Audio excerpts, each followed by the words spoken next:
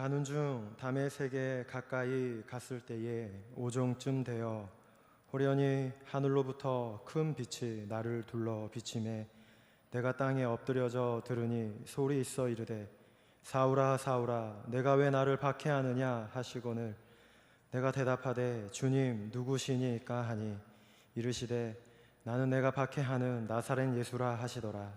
나와 함께 있는 사람들이 빛은 보면서도 나에게 말씀하시는 이의 소리는 듣지 못하더라. 내가 이르되 주님 무엇을 하리이까? 주께서 이르시되 일어나 다메섹으로 들어가라. 내가 해야 할 모든 것을 거기서 누가 이르리라 하시거늘 나는 그 빛의 광채로 말미암아 볼 수 없게 되었으므로 나와 함께 있는 사람들의 손에 끌려 다메섹에 들어갔노라. 율법에 따라 경건한 사람으로 거기 사는 모든 유대인들에게 칭찬을 듣는 아나니아라 하는 이가 내게와 곁에 서서 말하되 형제 사울아 다시 보라 하고는 즉시 그를 쳐다보았노라. 그가 또 이르되 우리 조상들의 하나님이 너를 택하여 너로 하여금 자기 뜻을 알게 하시며 그 의인을 보게 하시고 그 입에서 나오는 음성을 듣게 하셨으니 내가 그를 위하여 모든 사람 앞에서 내가 보고 들은 것에 증인이 되리라. 이제는 왜 주저하느냐? 일어나 주의 이름을 불러 세례를 받고 너의 죄를 씻으라 하더라. 오늘 말씀은 예수님께서 사도 바울을 죄악 가운데서 불러서 변화시키는 유명한 장면입니다. 이 사건이 사도행전에 3번 나오는데 한 번은 9장에서 예수님이 처음 사울을 부르시는 장면이고 두 번째는 그가 유대인들에게 잡혀 죽게 됐을 때에 그들에게 내가 너희들을 배신한 것이 아니고 사실은 하나님의 아들이신 예수를 내가 만나서 그렇다고 과거에 예수님 만나던 장면을 얘기하는 그런 내용이고 26장에 또 한 번 나오는데 거기서는 아그리빠 왕의 재판석에서 내가 바로 이런 문제 때문에 고소를 당했습니다 라고 설명하는 변호하는 내용입니다. 3번 나옵니다만 오늘 본문 13절에서 아나니아가 사울에게 안수하면서 다시 보라 하는 말씀이 나옵니다. 여기서 다시 본다는 말이 무슨 말일까를 오늘 생각하겠습니다. 요즘 제 눈이 조금씩 어두워져 가면서 때로는 글씨가 잘 안 보일 때가 있어요. 그러면 눈을 좀 지그시 감았다가 다시 또 보면은 보일 때가 있습니다. 그게 다시 보는 것일 수 있겠죠. 또 같은 말씀인데 전에는 잘 이해가 안 됐었는데 어느 날 설교를 듣고 나서 다시 그 말씀을 보니까 선명하게 이런 내용이었구나 라고 보여질 때가 있습니다. 그것도 다시 보는 겁니다. 근데 우리가 다시 봐야 하는 것은 그런 정도보다 더 많습니다. 우리 속담에 3살 버릇이 여든간다 그런 말이 있는데 이 말은 어떤 관습이 오래될수록 견고하게 굳어지는 것을 두고 말하는 겁니다. 사람을 보거나 어떤 사건을 볼 때에도 그렇게 어떻게 한번 보기 시작하면 그게 굳어져서 변하지가 않습니다. 어떤 사람을 내가 저 사람은 안 좋은 사람이야 라고 한번 생각하면 특별한 계기가 있어서 그것이 바뀌지 않는 한 수십 년 가도 그건 변하지 않습니다. 그래서 우린 진지하게 다시 보라 하는 이 본문의 말씀을 생각해 봐야 하는 겁니다. 사도 바울은 신약 성경 중에서 13권 이상을 쓴 사람입니다. 위대한 사도지요. 그런데 그는 처음에는 예수님을 하나님의 아들로 보지 못했습니다. 인간의 구주라고 생각한 적이 없습니다. 오히려 갈릴리에서 일어난 이단 종교의 교주라고 오해했습니다. 그가 사람들을 미혹해서 하나님에게서 떠나게 하고 있다라고 착각했습니다. 그래서 그 예수를 믿는 사람 볼 때 너무 마음이 안타까워서 어떻게 하면 저들을 돌려놓을까 하다가 그 예수를 잡아 죽여 없애면 그 추종 세력이 흩어질 것이다 이렇게 생각을 했었습니다. 그런데 그들이 그런 계획으로 주님을 처형한 이후에 문제가 더 커졌죠. 예수님이 다시 사셨다 하는 소문이 퍼지기 시작하고 예수님을 만났다 하는 사람 여기저기에 나타납니다. 예수 믿는 사람이 예수님 살아계실 때보다 더 많이 생겼습니다. 도무지 걷잡을 수가 없습니다. 그래서 어떻게 할까 하다가 예수를 증거하는 사람들을 전부 잡아다가 다 감옥에 가두거나 사형을 시키자, 이렇게 생각을 하고 이 일에 앞장선 이들이 바로 사울입니다.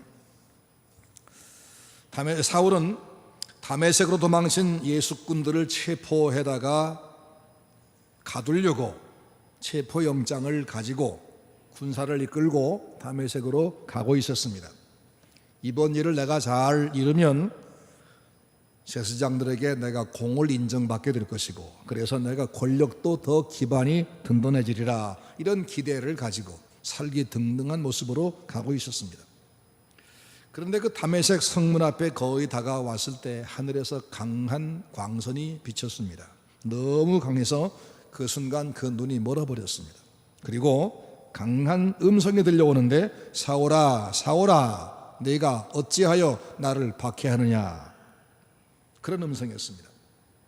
사울은 그 광선의 눈이 멀고 그 소리에 놀라서 길바닥에 주저앉았습니다. 그리고 쓰러진 채로 묻습니다. 주여 누구십니까? 그러자 나는 네가 박해하는 예수다 라고 말씀하는 겁니다. 예수 믿는 사람들을 잡아 없애서 예수의 잔당을 소탕하겠다 했던 그가 이 잘못된 일을 저지르기 전에 주님이 먼저 그를 체포하시는 사건입니다. 주님 그에게 말씀합니다. 가시체에 뒷발질하기가 네게 고생이니라. 이 말은 네가 나를 박해하니까 내가 너무 힘들고 괴롭다, 그런 말이 아니라 네가 무모한 짓 하는 것이 참 안타깝다, 그 말씀입니다. 사울이 그날 이후로 다시 눈을 떠서 보니 사람들을 미혹하려다가 붙잡혀 십자가에 처형된 줄 알았던 예수, 십자가에 못 박혀 죽어 무덤에 묻혀 썩어버린 예수, 제자가 시체를 감추고 부활해서 거짓말을 했던 그 단체의 우두머리였던 그런 예수로 알았던 예수가 사실은 살아계신 분이었습니다. 자기를 피해 도망친 것이 아니라 하늘에서 자기를 오히려 부르고 계셨습니다. 그분은 살아계신 하나님이셨고 이단자가 아니라 죽음을 이기신 부활한 분이셨으며 바로 자기가 믿고 의지할 구주였습니다. 사울이 주님을 다시 보게 된 것입니다. 예수님은 그날 쓰러진 사울을 불러서 이렇게 말씀합니다. 너는 다메섹으로 들어가거라. 거기 가면 네가 앞으로 무엇을 해야 할지를 알게 할 사람이 있으리라. 그래서 눈이 안 보이니까 그 동료들의 부축을 받아가지고 겨우 다메섹에 들어갔습니다. 거기 사흘을 금식하며 지난 날을 반성하고 있는데 아나니아라고 하는 한 성도가 찾아왔습니다. 그가 찾아와서 사울의 머리에 안수하면서 하는 말이, 형제 사울아, 네가 오던 길에서 만난 예수께서 나를 보내어 너를 다시 보게 하시고 성령으로 충만하게 하신다 라고 하면서 다시 보라 라고 말씀합니다. 그 순간 사울의 눈에서 비늘 같은 껍질이 벗겨지고 시력이 회복되었습니다. 그리고 그가 완전하게 새롭게 보는 사람이 됐습니다. 그날로 과거의 사울은 죽고 바울이라는 새로운 사람이 시작됩니다. 그 후 사울은 과거에 자기가 품었던 그 자기 생각, 자기 지식, 권세를 향한 욕망, 이것들을 전부 버리고 오직 예수 그리스도의 십자가만 증거하는 전도자가 되어서 생애를 다 바쳤습니다. 그리고 신약 성경 27권 중에서 13권을 기록하는 영광스러운 주님의 제자, 초대교회의 기둥 같은 인물이 됐습니다. 우리는 그동안 오랜 세월 예수를 믿고 살아왔습니다. 적어도 수십 년씩입니다. 그런데 내가 오랫동안 가져왔던 하나님을 향한 생각, 하나님께 충성한다고 내가 했던 나의 태도, 이것에도 문제가 있을 수 있다는 겁니다. 사도 바울이 바울 되기 전 사울이었을 때 그랬던 것처럼, 그러니까 오늘 이 말은 아나니아가 사울에게 했던 형제 사울아 다시 보라, 다시 보라는 그 말씀이 오늘 우리에게 필요한 말씀입니다. 다시 보라 이 말씀은 네가 주님 만날 때 너를 비추었던 그 강한 광선 때문에 네 눈이 멀었었는데 이제는 다시 눈을 떠서 보아라. 시력이 회복되어라. 그런 말입니다. 하지만 더 깊이 들어가면 지금까지는 내 개인적인 욕심과 세상적인 지식과 남들이 주입한 사상을 가지고 세상을 보고 예수를 보고 너를 보았지만 이제는 새로운 시각을 가지고 세상을 보고 예수를 보고 너를 보고 사람을 보아라. 이런 의미가 더 강한 겁니다. 오늘 본문 우리에게도 말씀합니다. 다시 보아라. 다시 보아라. 내 선입견, 내 고정관념 이걸 버리고 내 교만, 내 의심 이것 다 버리고 다시 하나님의 말씀의 근거에서 시작해라. 다시 봐라 그 말입니다. 사울이 과거에 잘못된 시각 가지고 있을 때에 하나님을 열심을 가지고 섬긴다는 것이 사실은 하나님이 보내신 예수를 배척하는 글에 오히려 열심냈던 것처럼 우리가 하나님을 섬긴다고 하면서 오히려 주님을 노하시게 하고 교회를 어렵게 한 것은 없을까? 자신을 다시 보라. 교회를 다시 보라. 세상을 다시 보라. 그런 말입니다. 여러분 자신을 어떻게 평가하십니까? 나는 꽤 괜찮은 사람이야. 나는 모든 일에 모범이고 나는 모든 일에 정확한 사람이야. 우리 교회 성도가 다 나만 같으면 문제가 하나도 없을 텐데 내 말을 안 따라서 문제가 생겼어. 이런 생각을 하고 계시지 않습니까? 여러분 교회, 서문교회는 어떻게 보십니까? 121년의 찬란한 역사를 가지고 있다고 하지만 사실은 역사만 깊지 내놓을 것 하나도 없는 문제투성이 교회야. 그렇게 보십니까? 예수님은 여러분 자신을 그리고 우리 교회를 어떻게 보실까요? 우리가 무엇을 다시 봐야 할까요? 우선 첫째로 여러분 자신을 다시 보시기 바랍니다. 여러분 누굽니까? 지금 무엇을 향해서 달려가고 있습니까? 과거의 사울은 하나님께 충성한다는 생각으로 하나님께 열심히 반대길을 가고 있었습니다. 그때 그는 아주 유식하고 부유하고 혈기 넘치는 권력이 있는 그런 사람이었습니다. 물려받은 것이 많았습니다. 자랑거리가 많습니다. 장래에 대한 기대가 컸습니다.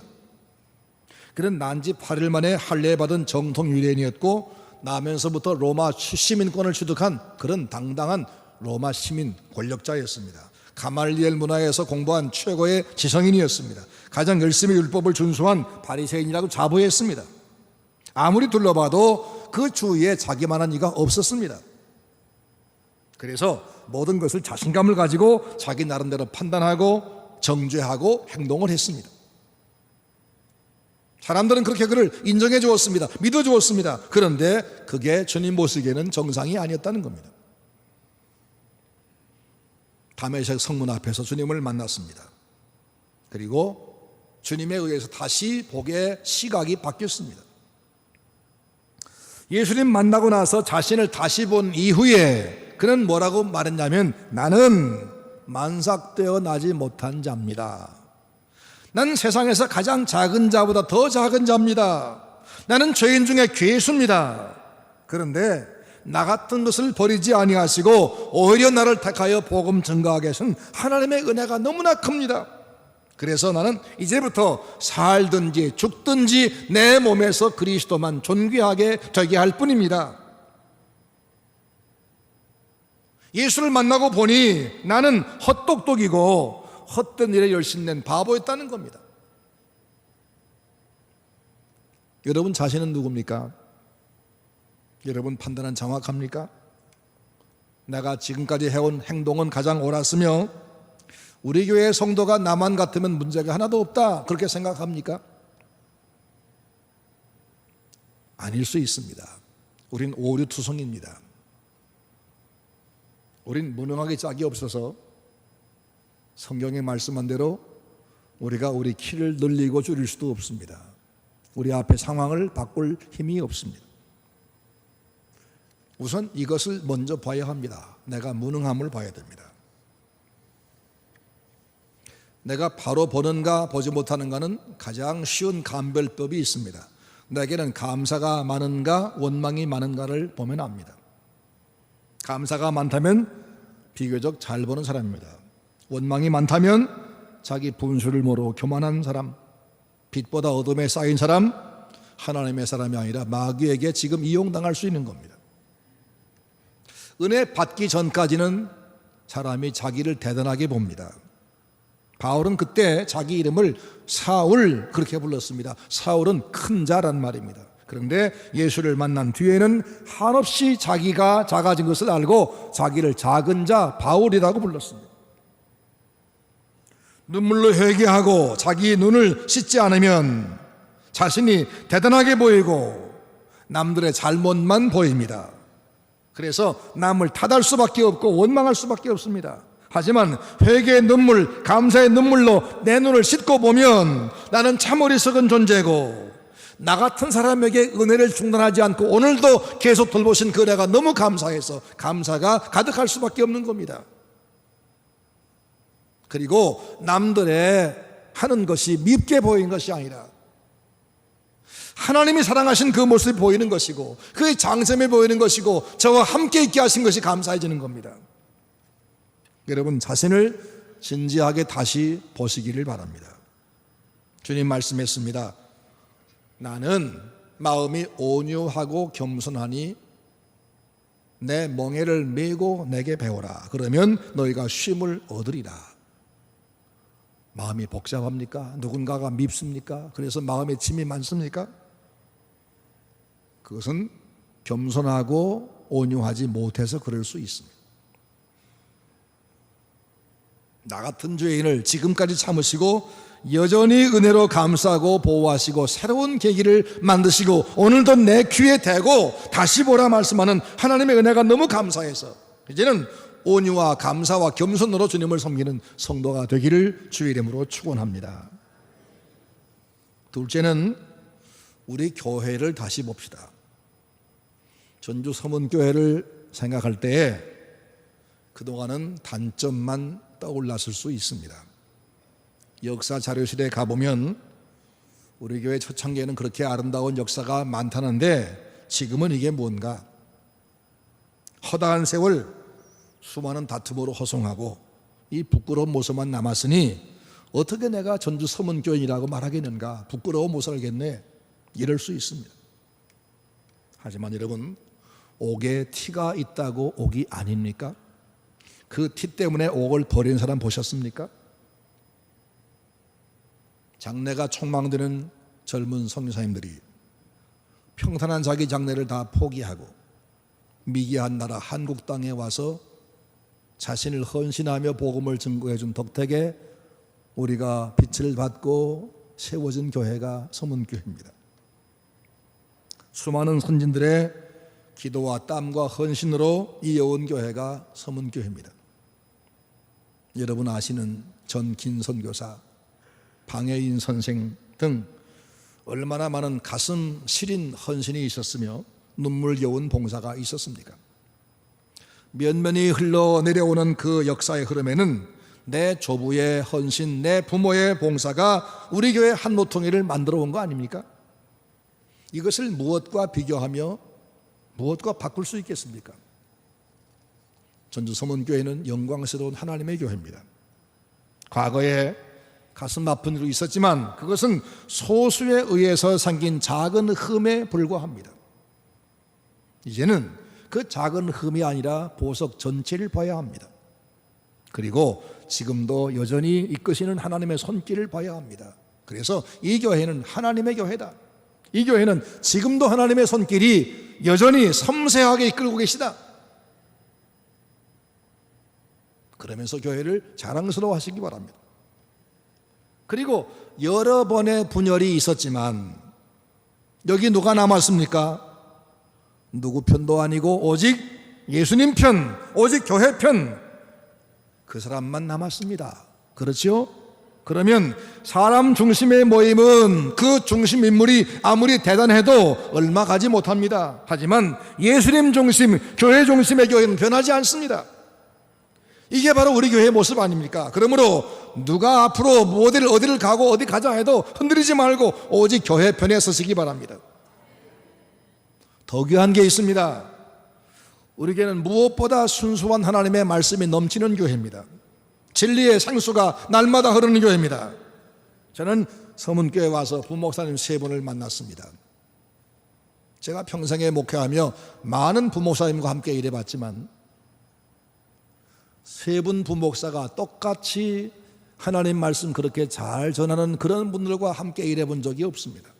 하나가 잘하면 또 하나가 모자라고 가슴 아프고 저분은 세울 수가 없고 이런 안타까움이 늘 있어 왔습니다. 그런데 서문교회 오니까 3분이 너무 다 똑같이 잘합니다. 하나님의 특별한 은혜입니다. 믿으시기 바랍니다. 어떤 산에 나는 약수가 너무 맛이 좋고 너무나 효과 좋은 약수다 그러면 그 약수터가 아무리 깊은 산속에 있어도 사람들은 기어코 찾아가서 그 물을 떠다 먹는 법입니다.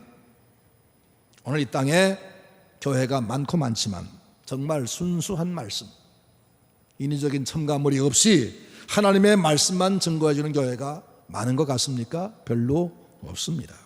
그런데 우리 교회는 누구든지 강단에 서는 말마다 서는 분마다 생수를 선포하는 교회입니다. 인위적인 수단으로 사람을 끌어모아서 수만 명 모이는 게 자랑스러운 게 아닙니다. 교회는 진리의 기둥과 터전이기 때문에 말씀이 좋아야 좋은 교회입니다. 교회를 자랑하시기 바랍니다. 뿐만 아니라 그동안 그렇게 오래 분쟁을 겪어왔지만 여전히 이 담임 목사님 없이 지난 1년 지나오면서도 성도가 흔들림이 없었습니다. 오히려 내가 봉사할 자리가 어딘가 구멍난 자리를 찾아가 메우는 그런 성도들이 지금 가득한 교회입니다. 주일학교 교사가 모자라다 그러니까 옛날에 주일학교를 다 이미 손뗀 분들이 또 찾아가서 지금 주일학교 선생으로 다시 봉사합니다. 이런 일이 그냥 있습니까? 아닙니다. 지금 하나님의 특별한 섭리와 인도가 이 전주 서문교회를 이끌고 계시기 때문입니다. 요즘 그거 느끼지 않습니까? 지난 날은 우리 기도가 부족하고 양보가 부족하고 헌신이 부족하고 내가 죽고 교회 살리겠다 이런 결단이 부족해서 고난도 있어 왔지만 이제 우리 모두가 다 내 교회를 자랑스럽게 보고 헌신하고 희생하며 사랑합시다. 그래서 우리가 더 아름다운 교회를 만들어서 우리 후손에게 물려주는 그런 성도가 되시기를 주의 이름으로 축원합니다. 오늘부터 교회를 다시 보시기 바랍니다. 3번째로 세상을 다시 봅시다. 요즘 세상 돌아가는 걸 보면 실망을 넘어 절망적인 수준입니다. 정치하는 사람들이 하는 걸 보면 신물 나는데 여당은 이게 무슨 당이 그런가 싶고 야당도 대안을 전혀 제시 못하고 절망을 줍니다. 그래서 정치 가지고는 대안이 안 되는구나 하고 우린 이미 단념하게 만들었습니다. 경제가 회복될 기미가 보이지 않습니다. 취업의 문은 좁아집니다. 사회학은 날로 증가합니다. 어느 분야를 보아도 우리 사회가 암담합니다. 유병헌이 잡겠다고 온 나라 발각 뒤집어 놓고 그리고는 잡지를 못했는데 어떤 농부가 썩어 빠진 시체를 잡아다 주니까 그걸 놓고도 불협화음을 내고 실수를 연말하는 저 경찰과 검찰을 보니까 이 나라 공무원들 전부 다 나사가 빠졌다는 걸 볼 수 있습니다. 북한은 핵무기 만들어 놓고 날마다 우리를 위협합니다. 일본은 고삐 뿌린 망아지같이 지금 막 날뛰고 있습니다. 기독교 정신으로 세운 저 미국이 예수님 버리더니 지금 다 망해져 가고 있습니다. 공산주의를 60년 동안 인간성 다 망가진 저 중국이 오히려 지금 세계 패권국 꿈꾸고 지금 아시아 질서를 재편하고 있습니다. 그런데 우리 정부는 미래는 고사하고 현재도 감당을 못하고 있습니다. 대통령이 추천한 인물마다 청문회 나오기 전에 난타당해서 다 판기 터지고 과거의 죄가 드러날까 겁이 나서 너도 나도 총리직을 못하겠다 그런 바람에 사표낸 사람을 도로 앉혔습니다. 이런 나라에 희망이 있어 보입니까? 그래서 우린 세상을 다 외면해버리고 우리 기도만 하고 교회만 섬기다가 천국 가자 그렇게 할 수도 있습니다. 하지만 세상을 그런 식으로 보는 것은 잘못 보는 겁니다.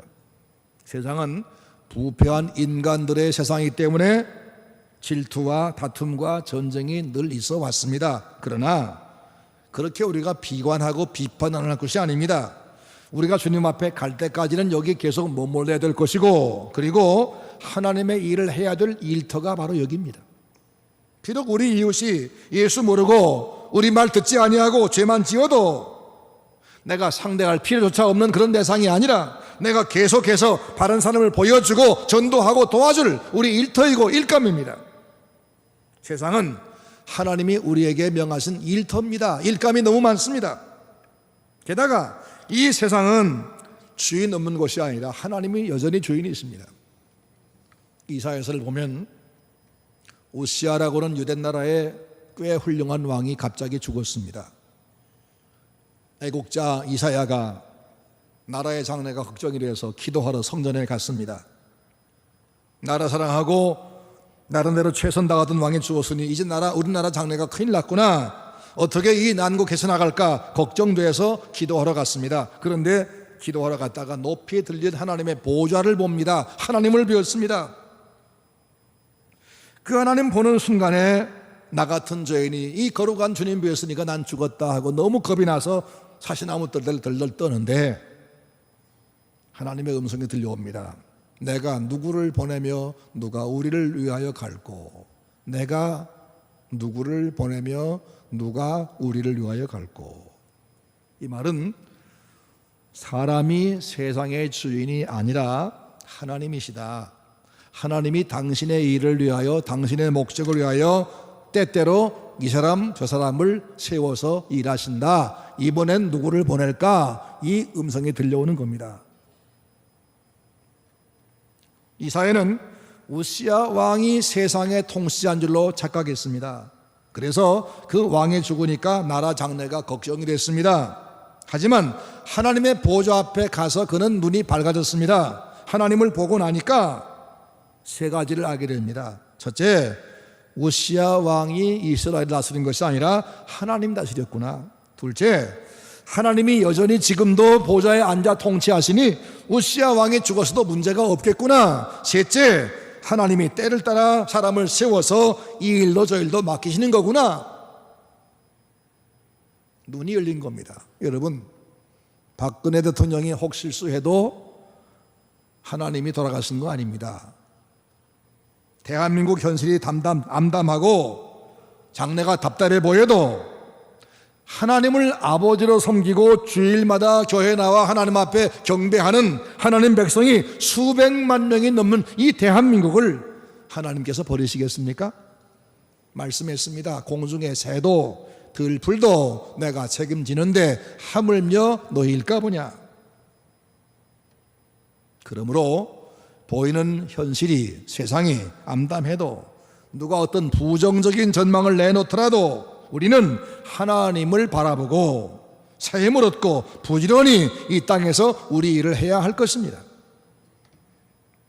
민수기 22장 말씀 보면 발람이라는 선지자가 발락이라고는 모압 왕의 요청을 받고 큰 뇌물에 눈이 멀어서 이스라엘을 저주하러 가는 길입니다.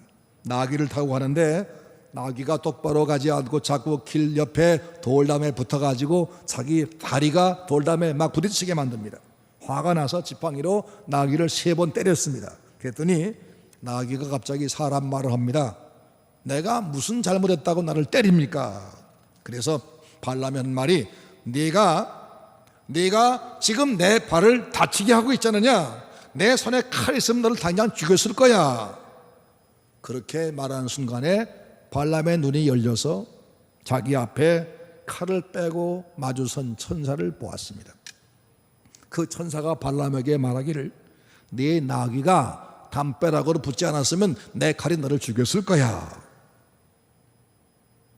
지금 내가 가는 길이 위험한 길 아닌지 다시 보라, 그 말씀이죠. 지금 내가 꼭 가야 한다고 생각하는 그 길이 내가 판단할 때 이것이 바로 선이라 하고 주장하고 내가 주장하는 그 주장 굽히지 않은 그 문제가 내가 목숨 걸고 매달리고 있는 그 어떤 그것이 정말 그런가를 다시 보라는 겁니다. 사람이 욕심의 눈이 가리면 바르게 보지 못합니다. 주관적인 선입견의 눈이 가리면 바로 보지 못합니다. 욕심을 버리고 객관적으로 다시 봐야 제대로 보는 겁니다. 사랑하는 성도 여러분, 우선 여러분 자신을 먼저 바로 보시기 바랍니다. 내가 세상의 최고가 아닙니다. 내가 세상의 중심이 아닙니다.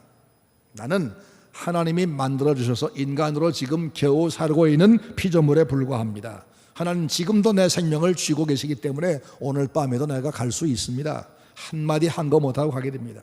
그러므로 하나님 앞에 겸손해야 됩니다. 게다가 세상에는 나보다 나은 사람, 나보다 바른 사람도 많고 많습니다.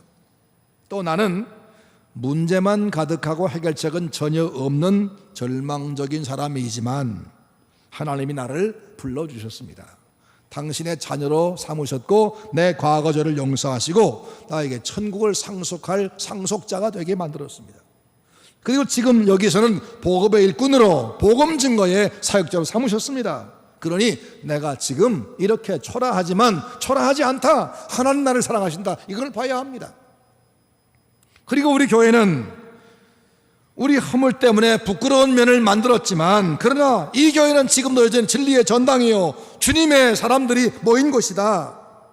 이런 생각하면서 교회를 부끄럽게 생각했던 생각을 버리고 오늘 다시 보시기 바랍니다. 그리고는 세상과 자신과 교회를 다시 볼 수 있는, 바라볼 수 있는 그런 지혜를 달라고 기도하고 새로운 수정된 길로, 새로운 희망으로 열심히 가는 여러분 되기를 주의 이름으로 축원합니다. 민수기 14장 말씀 보시면 12명의 정탐꾼이 가나안 땅을 40일 동안 정탐하러 갔습니다. 가서 보니까 눈이 휘둥그레졌습니다. 성벽이 얼마나 견고하고 높은지 도무지 그 성을 함락시키는 게 불가능해 보입니다. 게다가 훈련된 병사와 출중한 무기가 너무너무 겁이 났습니다. 그래서 우리가 만약 무모하게 저 가나안 땅으로 진격에 갔다가는 다 죽고 우리 처자가 다 노예가 될 것이다. 저들에 비하면 우린 메뚜기 떼야 같다. 이렇게 생각이 들었습니다. 그 돌아와 보고한 말이 뭐냐? 저 모세를 처단에 없애고 새 지도자를 뽑아서 애굽으로 돌아갑시다 라고 했습니다. 잘 본 겁니까?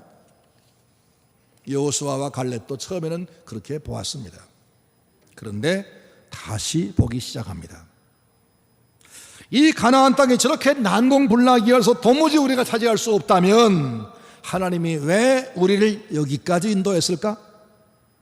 하나님 우리를 죽일 계획인가? 그럴 리는 없어 하고 생각해 보니까 아브라함과 이삭과 야곱한테 약속했던 약속이 생각났습니다. 그 약속은 한결같이 내가 너희를 가나안 땅의 주인 되게 하겠다라는 말씀이었습니다. 모세에게 한 말씀도 같았습니다. 그래, 하나님이 그 목적을 위해서 70명 작은 부족도 안 되는 우리를 애굽에 보내서 한 민족으로 키우셨구나. 다 크니까 그 해방시켜서 우리를 끌어내셨구나. 그리고 우리를 가로막고 있는 홍해를 갈라내고 미디안 군대를 쳐부수고 만나와 메추라를 먹이면서 반석에 물을 내면서 불기둥과 부름기둥을 인도하면서 여기까지 데려오셨구나. 이게 보였습니다. 육신의 눈에 보이는 저 가나안의 장대한 그 군인들, 그 많은 장비들, 높은 성벽, 저게 전부가 아니라 살아계신 전능하신 하나님이 전부였습니다. 그래서 그들 돌아와 보고한 말이 뭐죠? 저들은 우리의 밥이다 그랬습니다. 다시 본 결과가 이렇게 달랐습니다. 다시 본다는 것은 하나님의 말씀에 비추어 본다는 말이죠. 하나님의 능력에 견주어 본다는 말입니다. 예수 그리스도를 통해서 본다 그 말입니다. 오늘 현실만 보는 게 아닙니다. 눈앞에 보이는 어려운 일, 나를 괴롭히는 미운 사람 그만 보지 말고 내가 받은 하나님의 은혜, 나를 향한 하나님의 약속, 전능하신 그분의 능력, 그걸 통해서 다시 생각하고 다시 보고 다시 생각하고 다시 행동하자 그 말입니다. 그동안 내가 어떻게 나 자신을 봤으며 내 교회를 봤으며 사람들을 봤으며 세상을 보고 살아왔는가? 내가 판단하고 내가 발언하고 행동한 것이 과연 옳았는가? 그게 바로 하나님을 염두에 두고 한 말이고 성경 말씀에 근거한 말이고 믿음으로 한 말이었을까? 다시 한번 생각해 보시기 바랍니다. 사울이 가지고 있었던 예수님에 대한 잘못된 생각은 자기가 성경을 보고 판단하는 것이 아니라 바리새인들이 주입시킨 사고방식이었습니다. 바리새인들은 예수님 때문에 자기들의 기득권이 침탈당할까 봐서 예수님을 일부러 이단 괴수라고 몰아붙였습니다. 미워했습니다. 근데 사울은 그들이 주입한 생각을 가지고 예수님을 보았기 때문에 예수를 박해하고 없애려고 했던 겁니다.